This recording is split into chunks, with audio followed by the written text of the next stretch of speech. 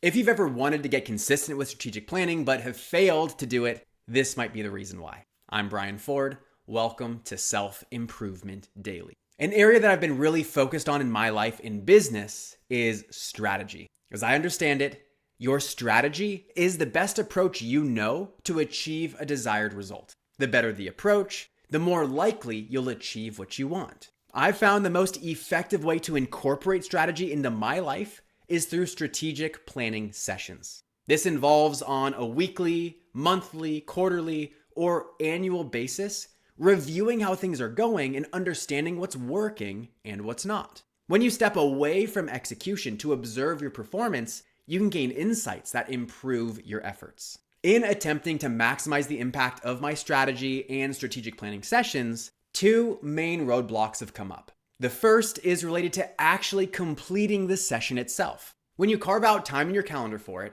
it often gets deprioritized because long-term strategic planning isn't as urgent as short-term task completion, especially when compared to the projects that you're behind on, people you need to get back to, or the things that broke that you need to fix.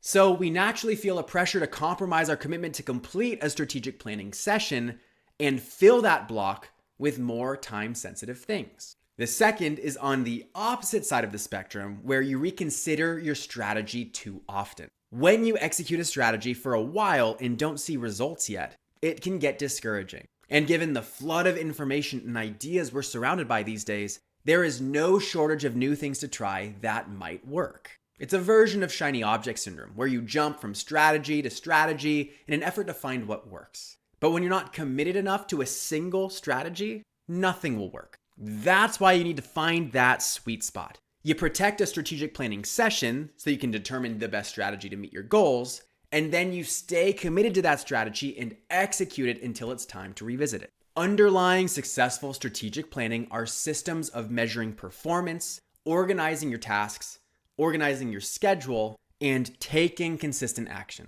If you want to see the systems I use on a daily basis to help me with all of those things, I've got videos overviewing all of them. You can find the link to check them out in the description. I'm Brian Ford, and you grew today. Let's do it again tomorrow on Self-Improvement Daily.